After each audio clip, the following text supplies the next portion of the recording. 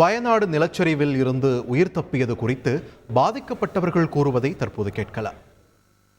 അവിടെ ഇതേപോലെ ഞങ്ങൾ വീട്ടിൻ്റെ അകത്തായിരുന്നു ആദ്യം ഉണ്ടായത്. വെള്ളം കയറി വരുന്ന ഒച്ച കേട്ടപ്പോൾ വീട്ടിൻ്റെ സ്റ്റെയറിൻ്റെ മുകളിൽ കയറിയിരുന്നു. സ്റ്റെയറിൻ്റെ മുകളിൽ കയറിയിരുന്നപ്പോൾ വെള്ളം ശക്തമായിട്ട് വന്നു. ഒരു സൈസ് സ്മെല്ലൊക്കെ ആയിട്ട് വന്നു.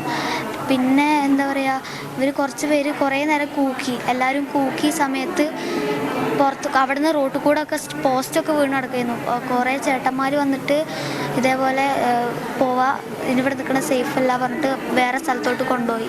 എന്നിട്ട് അവിടെ നിന്ന് ഇതേപോലെ പൊട്ടി വരുന്ന ഒച്ചയൊക്കെ കേട്ടിട്ട് അതിൻ്റെ വീടിൻ്റെ കാട്ടിലോട്ട് ഞങ്ങൾ കുന്ന് കയറിപ്പോയി. കുന്ന് കയറിയിട്ട് അവിടെ ഒരു മണി തൊട്ടിട്ട് 6 മണി വരെ അവിടെ ആയിരുന്നു കാട്ടിൻ്റെ അകത്ത്. അങ്ങോട്ട് നടക്കുക, അവിടെ നിന്ന് പൊട്ടുമ്പോൾ ഇവിടേക്ക് വരിക, അവിടെ നിന്ന് പൊട്ടുമ്പോൾ അവിടെ പോവുക, അങ്ങനെ തന്നെ ആയിരുന്നു. എന്നിട്ട് ലാസ്റ്റ് കുറേ ചേട്ടന്മാർ സൈനൻ്റെ ആൾക്കാരൊക്കെ വന്നിട്ട് ലാസ്റ്റ് വഴിയൊക്കെ പറഞ്ഞു. അവിടെ നിന്നും പൊട്ടുക പറഞ്ഞു. ഞങ്ങൾ കയറിയതിന് ശേഷം ഒരു തേയിലക്കാട്ടിന് അവിടെ എത്തിയിട്ട് അപ്പോഴാണ് എല്ലാം പോയ കാര്യം അറിഞ്ഞത്. ലാസ്റ്റ് ഇങ്ങോട്ട് വന്നു. ഞങ്ങൾ നല്ല ഉറക്കത്തിലായിരുന്നു. അപ്പോൾ ഫസ്റ്റ് പൊട്ടിയതൊന്നും വെള്ളം വന്നൊന്നും അറിയില്ല.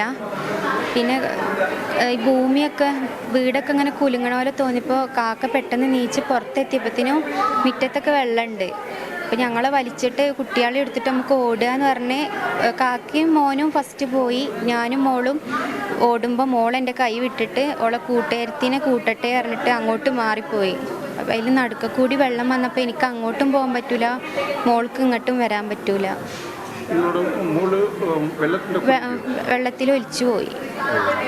ഞങ്ങൾ മോള് പോയി എന്ന് തന്നെ വിചാരിച്ചു. ഞങ്ങളൊരു കുന്നുണ്ട്, ആ കുന്നുകൂടിയൊക്കെ കയറി എങ്ങനെയൊക്കെയോ രക്ഷപ്പെട്ടു മോനെയും കൊണ്ട്.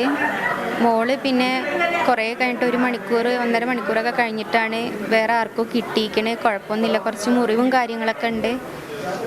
കരയ്ക്ക് തെറിപ്പിച്ചിട്ടിരിക്കുകയാണ്. ഞങ്ങൾ അയൽവാസികളൊക്കെ പോയി. ഒരു താത്തയും മോളൊക്കെ ഉണ്ടായിരുന്നു, അവരൊക്കെ പോയി മരിച്ചു.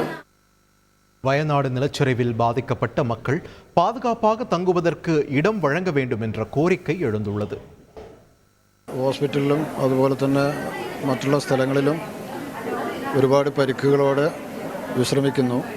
അവർക്ക് വേണ്ട സഹായ സാധനങ്ങളൊക്കെ ചെയ്യുന്നുണ്ടെങ്കിലും വളരെയധികം ഇമ്പോർട്ടൻ്റ് ആയ ഒരു വിഷയം എന്താണെന്ന് വെച്ചാൽ ഇവർക്ക് കയറിക്കിടക്കാനുള്ള ഒരു ഇടമില്ല.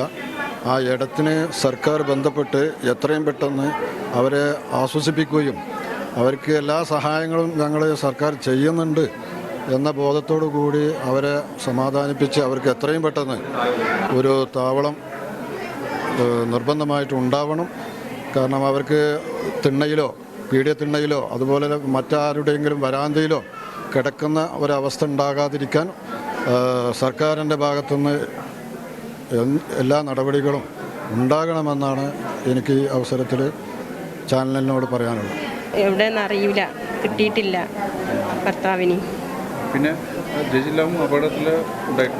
ജസീല അപകടത്തിലായിരുന്നു. അവൾ വീട്ടിൽ നിന്ന് ഇറങ്ങി ഓടിയതാണ്. കുട്ടികൾ ഉറങ്ങുന്ന സമയത്ത് അവരെ വിളിച്ച് നീച്ചുന്നതിന് മുന്നേ വീട് ഓളെ തലയിൽ കൂടെ വീണ്. കുട്ടീൻ്റെ മേത്തേക്ക് വീഴാൻ വന്നപ്പോൾ ഓള് കുട്ടീനെ തടുത്ത് നിർത്തിയപ്പോൾ മേത്തിൽ കൂടെ വീട് വീണത്. അതിൽ ഓൾ അവിടെ നിന്ന് ഇറങ്ങി ഓടി പോയി. കുറേ ആണ്ട് എത്തിയപ്പോൾ പിന്നെയും ഓള് തിരിച്ച് വന്ന് ഭർത്താവിനും കുട്ടികളെയും രക്ഷിക്കാൻ വേണ്ടിയിട്ട്. അപ്പോൾ ആകെ മൂടിയിക്കണ്. അതിലോള് വെള്ളത്തിലാകെ ഒഴുകിപ്പോയി. ഓൾ കുട്ടീനെ എന്നിട്ടും കൈവിട്ടില്ല. കുട്ടീനെ കെട്ടിപ്പിടിച്ച് ഓള് അവിടുന്ന് ഓടി രക്ഷപ്പെട്ടു. പിന്നെ കുറേ ദൂരം എത്തിയപ്പോൾ ഒരു വീടിൻ്റെ മുകളിൽ പോയി കയറി നിന്ന്. അവിടെ 3 ആൾ വേറെ ഉണ്ടായിരുന്നു. അതിനെ അവർ കുളിച്ച് ഡ്രസ്സൊക്കെ മാറിക്കൊണ്ടിരിക്കുന്ന സമയത്ത് അവിടെ വീണ്ടും ഉരുൾപൊട്ടലുണ്ടായി. അവിടുന്ന് പിന്നെ അവിടുന്ന് കുട്ടീനെ അവിടുന്ന് കൈവിട്ട് പോയി. വേറെ ആരെയും കയ്യിൽ കിട്ടിയത് കുട്ടീനെ. അങ്ങനെ ഇവർ ഹോസ്പിറ്റലിൽ എത്തിച്ചത് മോളെ. செய்திகளை உடனுக்குடன் தெரிந்து கொள்ள உடனே சப்ஸ்கிரைப் பண்ணுங்க.